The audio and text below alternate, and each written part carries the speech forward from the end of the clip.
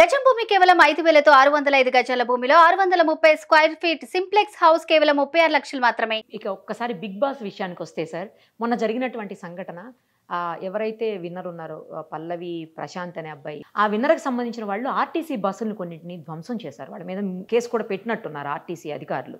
పెట్టాను, ఎందుకంటే అది మంచిది కాదు కదా. ఇది అందరి సంబంధించిన ఆస్తి, ఇది సమాజ ఆస్తి, ప్రజల ఆస్తి. ఇది మనం ఏదో మీ వినోదం కోసం చూడాలి, కానీ అలాంటి ఇది వచ్చి మా బస్సు పైన ఎవరు గెలిచారు ఎవరు ఓడారని చెప్పి నా బస్సు పెట్టడము, నేను బలి కావడం మంచిది కాదు. సో అందుకు మన వాళ్ళకి ఇమీడియట్లీ నా దృష్టికి వస్తే ఇమీడియట్లీ కేసు పెట్టండి, వాళ్ళపైన యాక్షన్ తీసుకుని చెప్తే. ఈ రోజు పేపర్లో చూశాను, మన పోలీసులు కూడా ఇద్దరిని ఏదో అరెస్ట్ చేశారని చెప్పి, వేరే వాళ్ళ కోసం కూడా కొంతమంది అబ్స్కాండింగ్ ఉన్నారని చెప్పి, ఇది మంచిది కాదని చెప్పి నాకు అనిపిస్తుంది. అదే విషయంలో సిపిఐ పార్టీ నారాయణ గారు మిమ్మల్ని కామెంట్ చేశారు కొన్ని.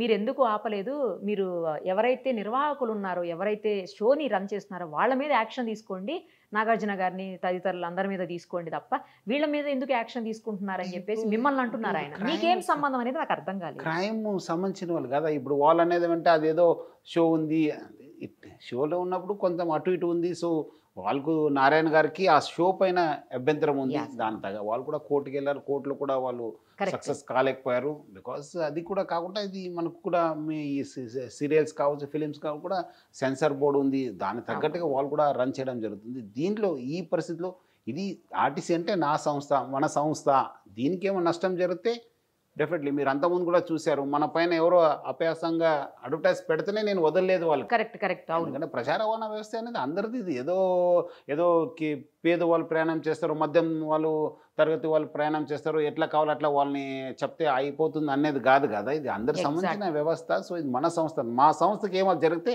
డెఫినెట్లీ మన యాజమాన్యం రియాక్ట్ కావాల్సి వస్తుంది. దాని ప్రకారం చట్టపరమైన యాక్షన్ డెఫినెట్లీ తీసుకుంటాను, నేను వదిలే ప్రసక్తినే లేదు.